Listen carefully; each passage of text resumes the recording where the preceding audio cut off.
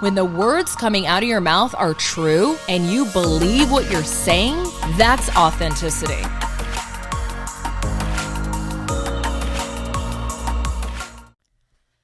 Hello, hello. Welcome to another episode of I Am Nineveh. Seriously, thank you for listening. I've been getting a lot of feedback lately. You guys have been hitting me up in my direct messages, both from men and women, and you're telling me how much you're enjoying it. And that really means a lot because it keeps me going. And I want to make sure that these episodes have tremendous value for you. So here's what we're going to talk about today. Welcome to 2023, by the way. We're still in January. We're still fresh and excited about our goals and our objectives. So I want to use this time while you're fired up to fire you up even more. Because, a thing tends to happen when people set those New Year goals, those resolutions that we have. Things start to fizzle, right? And so I don't want you to fizzle. You're certainly not going to fizzle because you're listening to this podcast. And if you're listening to this show, I know you're on a journey of developing yourself. You're on that personal development journey. I've personally been on it for over a decade. And let me tell you, it is a wildly awesome ride. So what I want to talk to you about today is how to create our own economy with one simple concept. So listen, if you're an employee, I'm going to talk about how you can differentiate yourself from everyone else in the workforce, in your workplace, and you'll never have to worry about a layoff. Better yet, you can position yourself this year while everybody is talking about how the world is crumbling. And by the way, every year there seems to be something in mainstream media that is talking about how everything is falling apart, whether it's the economy, whether there's a virus, there's always going to be something. So this is my point. Position yourself for a big raise and massive growth during a time when everybody, especially right now, is retracting because you're expanding while everyone else is retracting. This is your opportunity to position yourself for massive, massive growth and opportunity. And I tell you what, the winners look at it this way. They see what's happening in the world as an opportunity. Losers look at it the opposite, okay? And you're a winner, which is why you're listening. So if you're a business owner, I kind of want to hit two different personas here. The employee one, because I relate to it so much. I was an employee for over 25 years before I became an official business owner. So I understand you. I understand you completely. And then I also understand the business owner because I've worked with a lot of business owners over the last decade, and now I am one myself.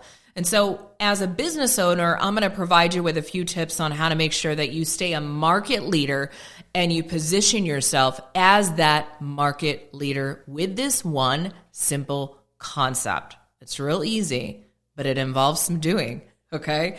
First, I want to address something called quiet quitting. Quiet quitters. I'm going to quote this too from an article that I read. I found it very fascinating, interesting. And if you spend any time on social media, I think you've heard of this terminology of quiet quitting or being a quiet quitter. And if you haven't, well, I'm going to enlighten you right now. Quiet quitting refers to doing the minimum requirement of one's job and putting in no more time, effort, or enthusiasm than absolutely necessary. And apparently, this is a trend. It's been a trend in 2022. I don't know how 2023 is going to play out, but according to Investopedia, this is a quote, in the early 2020s, so this is a new thing. This is a new trend driven largely by social media. Quiet quitting emerged as a much publicized trend in the United States and elsewhere. However, some observers have questioned how common it actually is and whether it's even a new phenomenon. I mean, there's been people quiet quitting since probably the beginning of time, right? But with the advent of social media and the emergence of social media and everybody talking about everything imaginable, it's probably just come to light, to the forefront, right? So it's probably always existed, this mentality. I'm going to call it a mentality. Quiet quitting is like very similar to an episode that I did on how to be a maximizer. You've got the minimizers, the maintainers, and the maximizers of the world. Minimizers are like these quiet quitters. That's exactly who they are. They're like, I'm going to walk in here, I'm going to get my paycheck. I'm not going to put any more time than what's been asked of me. I'm not going to put any more effort than what's been asked of me. And I'm certainly not going to use any emotion like enthusiasm than absolutely necessary, because I'm just here to clock in and clock out. And the unfortunate part of this mentality is that it permeates and it trains and it programs other people who actually have enthusiasm and they have an inner maximizer in them, but they won't allow it to unleash because why? Society encourages quiet quitting mentality. Society, in terms of mainstream and the averageness that is out there. So I'm going to go on to read some bullet points from the article that I quoted. The term quiet quitting refers to employees who put no more effort into their jobs than absolutely necessary. We covered that. They're minimizers. A 2022 Gallup survey suggested that at least half, oh my goodness, of the U.S. workforce consists of quiet quitters. However, skeptics question those numbers and whether quiet quitting is a new trend or simply a trendy new name for worker dissatisfaction. And worker dissatisfaction is understandable. I get it. Let's just say, let's not go to the extreme and say that 50% of people in this country are quiet quitting. Although, honestly, it wouldn't surprise me if you look at the political divide, not to make this political, but 50% of people are minimizers in this world. Does that surprise you? No, I actually thought that number would be higher because there's not a lot of maximizers out there, but I think you can be taught to be a maximizer, by the way, because a lot of this mentality I refer to it, a lot of it is programming. So if you're watching other people in the workforce putting in minimum effort, people tend to do what their colleagues do, right? So let's just say that 50% of you are dissatisfied with work. And by the way, that's fair. I think a quiet quitting mentality is a little bit different than saying, I'm dissatisfied with work. But if you are in the 50% of people who are dissatisfied with work, and I have been there, by the way, why? That's the question that you've got to ask yourself. You've got to look in the mirror and you've got to dig deep and you've got to ask yourself those tough questions and ask yourself, why am I so dissatisfied to the point that I would even consider engaging in the concept of quiet quitting? So ask yourself, if you are in this 50% and you are dissatisfied with work, and maybe your New Year's resolution as an employee is actually to jump ship and to make a change in your life, it's sort of like someone in a marriage saying, this spouse of mine, and it could be true because they may be in a bad situation, in an abusive relationship, in an emotionally abusive relationship, or physical. I've been there too, but here's my point.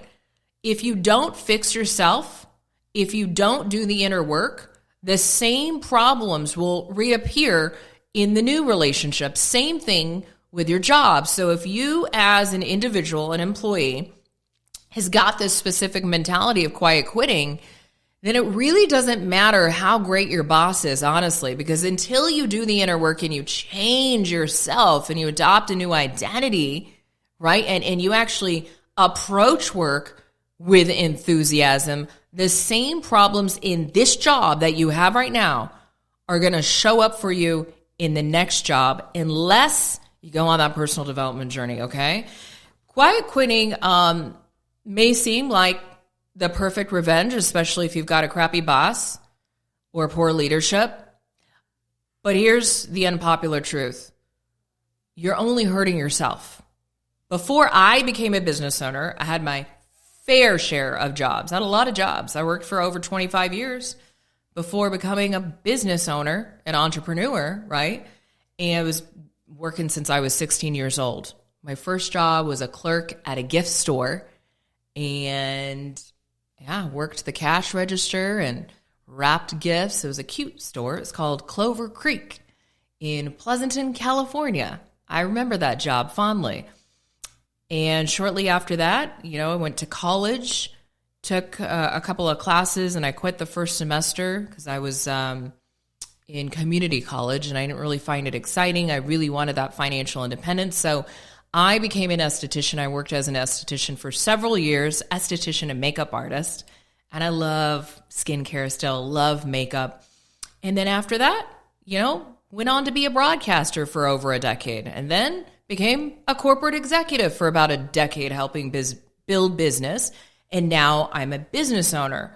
And so why am I sharing this? Because believe me when I tell you, I have had many bad bosses. In fact, I just got sweet revenge word today that one of my former very crappy bosses, I won't say anything else, was just escorted out of the building of where I used to work. And that does give me a little satisfaction. I know that's not technically very Christian-like of me, but man, bad bosses piss me off. Poor leadership pisses me off for sure, because you could be a maximizer, and it's so challenging to thrive in an environment where there is piss poor leadership. So I totally get that, right?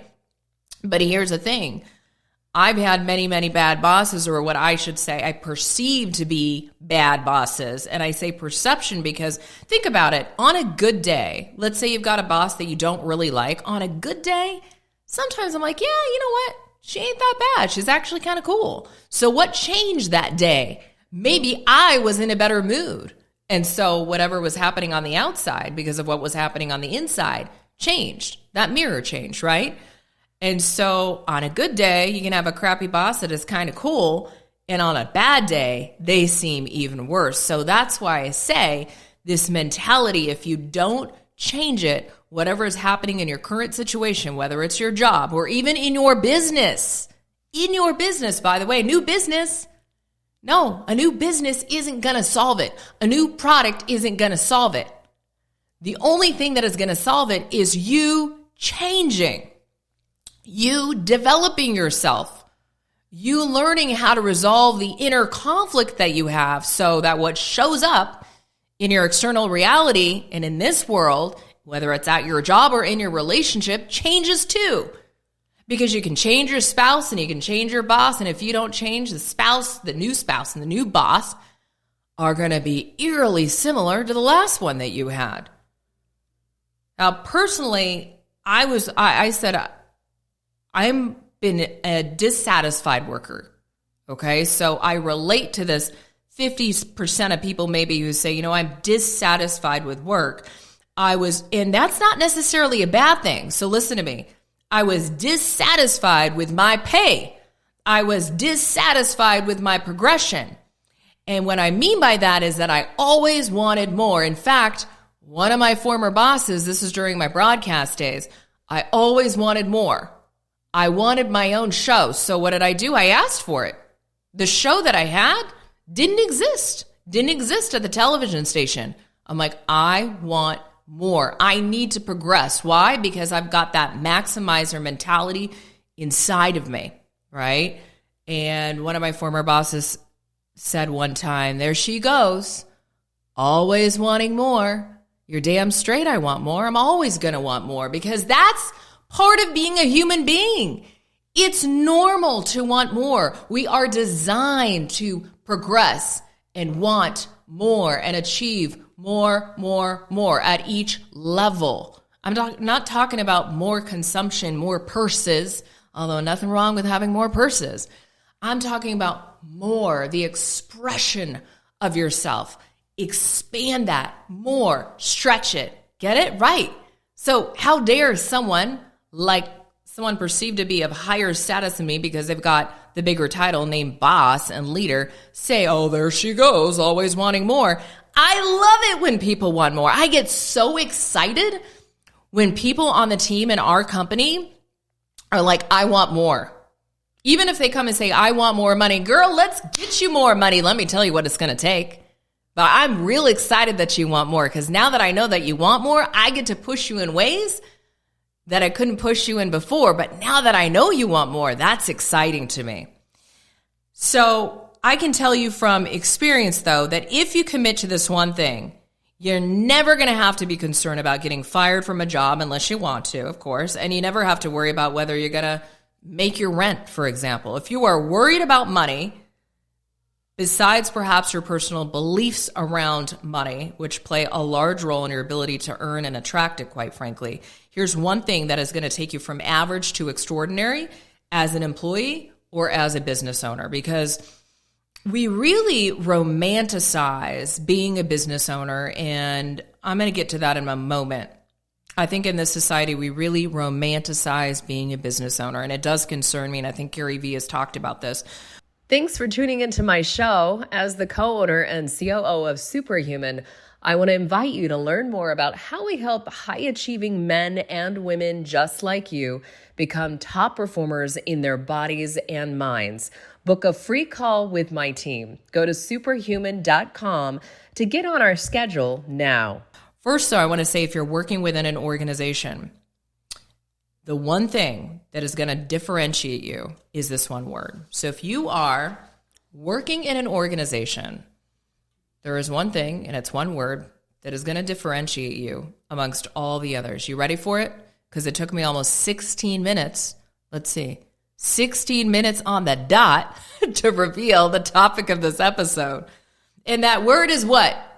Any guesses? Initiative. Initiative. And what does it mean? You all know I love to go to the dictionary, so here we go. It's a noun. And the first explanation is this. It means the ability to assess and initiate things independently. Keyword, independently. The ability to assess. I'm assessing something. Now I'm going to initiate something independently. This means you do not need to be told what to do every step of the way. Do you hear that? And then number two version of the definition is what? The power or opportunity to act or take charge before others do. You see, a lot of people are waiting for other people to take charge. What if you were the one to take charge before other people? How would that position you as an employee and a business owner? Same thing, honestly. So what does it mean to take initiative? It means that you do not wait on permission to act. You do not wait for the boss to come to you. You do not wait to be asked. That's a big no-no in my book, by the way. You are just so damn interested in yourself, in your growth, that you use where you're at as an opportunity to better yourself. See, that has always been my mentality. I am so interested in myself. I am so interested in my growth that I'm going to use this that has been brought to me called a job, and I'm going to use it for me, for my opportunity to grow.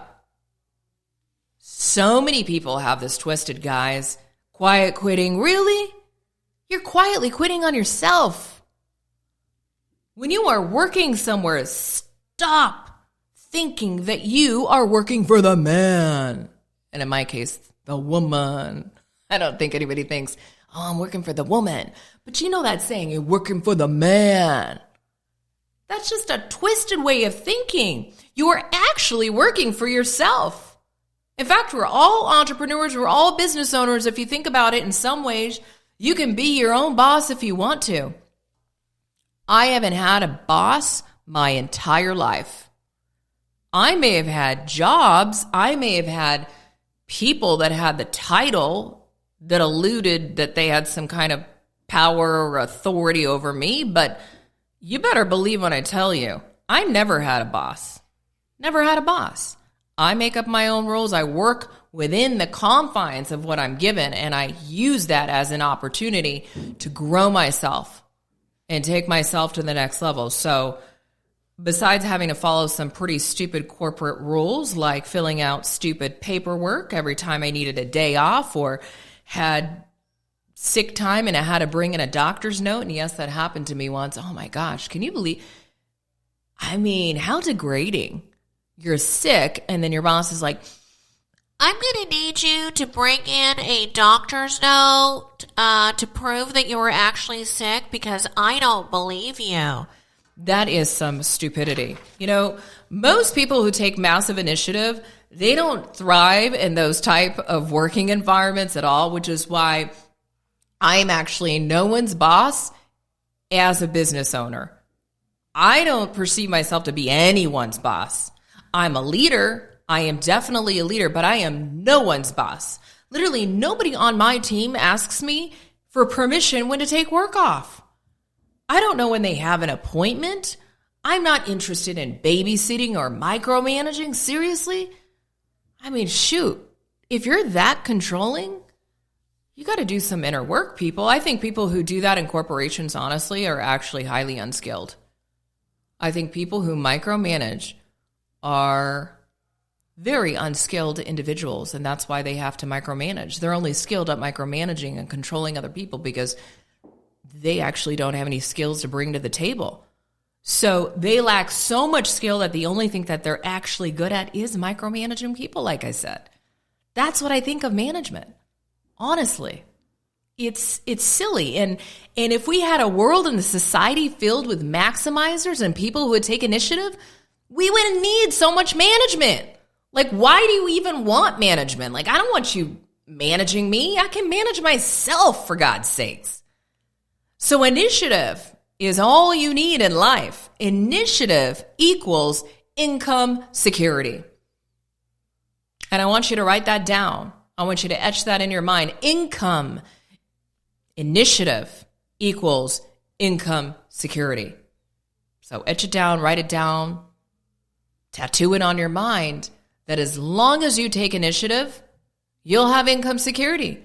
So then is there really anything to worry about? Because if you know yourself as an initiator, if you know yourself as someone who has the ability to assess and initiate things independently without being told what to do, then should you ever really worry about money? No. You should never worry about money if you're a type of person who takes initiative. Same goes for business owners, which we, again, I'm going to get back to this, really romanticize in today's society. Not everyone should be an entrepreneur, y'all. Not everyone needs to be an entrepreneur. This notion that you can't win unless you own a business, it's just not true. You know, I've actually met a lot of executives. Let's say you're not an executive. I've met a lot of executives and non-executives that make way more money and have way more freedom than a lot of business owners I meet. A lot of business owners I meet, the business owns them. And they've given themselves a very high-stress job. So, you know, don't go poo-pooing on the jobs. Don't go poo-pooing on being, I'm just an employee. No, there's nothing poo-poo about that. I'm telling you. Sometimes I think people think they want to be a business owner because they're paying attention to the vanity metrics, okay? And they're all about the vanity of being a business owner. Let me give y'all a reality check. The amount of revenue level that you would need to be at and your profit margin, having a healthy profit margin. When you're seeing stuff on Instagram like Lambos, yes, I have one, but when you are seeing those things and the purses and all of that, I mean, you have to be at a certain level in business before you're even get to that level. That's just a vanity metric. Love the car. It's a vanity metric. So yeah, would it be nice to drive a Lambo? It'd be nice to go on fancy vacations. A lot of people romanticize, is my point, this idea of being a business owner. And my point about the Lambo and the fancy vacation, it's like a blip. You have to a blip in that year, a one thing that happened, one car that I got, a one purse that I got, right? That's not the thing. Like, don't be a business owner because of that. That's not why I'm a business owner. You know what I value above the Lambo and fancy vacations and Chanel purses? Freedom of my time, flexibility, autonomy. Those three right there. Freedom of my time, which gives me flexibility, and autonomy. Oh man, I never, ever have to go to the doctor again and get a permission slip to take time off of work. Never. I value that so much. I think back to that. I'm like, man, I survived that. I survived that. So if you have the above, if you've got freedom of time, you've got flexibility, and you've got autonomy, you have hit the jackpot. I'm telling you. So if you're an employee and you're working somewhere that has those core values, that puts, God and family first and puts people first above all else, I bet you've got that freedom of time, you've got flexibility, you've got autonomy, meaning not somebody breathing down your neck. I'm telling you, you have hit the jackpot. That's an amazing life. That is why I'm a business owner, and you can find that within an organization for yourself too, and you can win really big, because there are people out there, I'm telling you, they are grinding in jobs just to have that right there. Just those three things: freedom of time, flexibility, and autonomy. Most people who take initiative, like I said, they don't have to worry about income security. And if you're at a place right now, when we talk about worker dissatisfaction, and 50% of people in America are not satisfied with their work or their boss, set an intention, right? I did a whole episode on the power of intention. Set an intention. There are companies out there, there are business owners out there that absolutely put people first, but you've got to become that person to attract that. There are plenty of companies and plenty of bosses and plenty of leaders that are amazing. I promise you that. You will find it if you become that and you set your intention to find it. You'll attract it. So you don't have to grind. You don't have to hustle. I know that we sell that in today's culture. Grind more, hustle more. I'm not initiative. If I look at, let me go back into my notes, because y'all, I have notes. But if you look at the word initiative and you look at similar words or synonyms, right? Hustle and grind are not on that list. Here's like similar words or synonyms, right? Enterprise, resourcefulness, capability, imagination. I love that. It takes imagination to take initiative. Advantage, upper hand, edge, lead, trump card. Ooh, that's not popular. Don't say that. I like the first definition, though. The ability to assess and initiate things independently. Enterprise, resourcefulness, capability, imagination. So you don't have to grind. You don't have to hustle. You just have to take initiative. That's it. And initiative is really connected to taking ownership. And the minute that you accept full responsibility for your results and realize that every circumstance in your life and all the people that you accept in your life are a mirror of your beliefs, is the minute that you're truly empowered to change all of it, if you want to, right? Initiative, I'm telling you, is all you need to be resourceful, to use your imagination, to not wait for someone to ask you to do something, but to do the thing, not to second guess yourself. That's really important. I think people who have a difficult time with taking initiative, not all of them are quiet quitters. Some of them really second guess themselves, so they lack the confidence because they don't have the competence yet, but take initiative. It's okay. Take the extra step, go the extra mile, be resourceful, be committed, not for your employer, but for yourself. And if you're a business owner, not because you need to hit that revenue metric, but because you want to know that you want to know, what am I capable of creating the marketplace? Let me see what I'm made of. What is this business going to look like? What am I going to look like? Exalted. How far can my impact reach? I'm going to keep going. I'm going to keep taking that next step. I'm going to keep taking that initiative, because I'm telling you right now, initiative will take you farther than you can ever imagine. So with 50% of quiet quitters, think of how easy it is to actually win in today's world with just a little bit of initiative. Imagine if you take a bit of initiative. 50% of people already quit. They're gone. They're out of the game. I bet you there's more than 50%. So winning is actually pretty easy if you take initiative, just a little bit. And if you take a lot of it, you're going to win big, real big. So please remember this message as you celebrate the beginning of 2023. We just started the new year. We're still in January. You probably have set some goals, and some of the goals that you have are probably the same from last year. And, just admit it. admit that you probably need to take a little more initiative? I mean, I have that realistic reality check talk with myself too. It's like, hey, what didn't I hit last year? Why didn't I hit those goals? I just didn't go for it. I didn't take the initiative, right? So hope you found this episode helpful.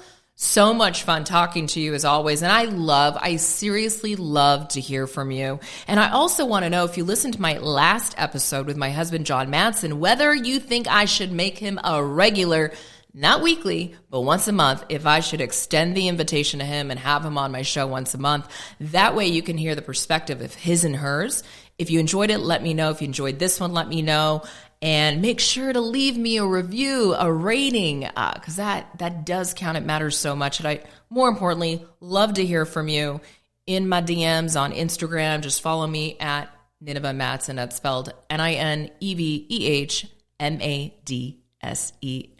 Thanks for listening. If you're loving this show, connect with me on Instagram, share this episode, and leave me a 5-star review on iTunes. Thanks for listening.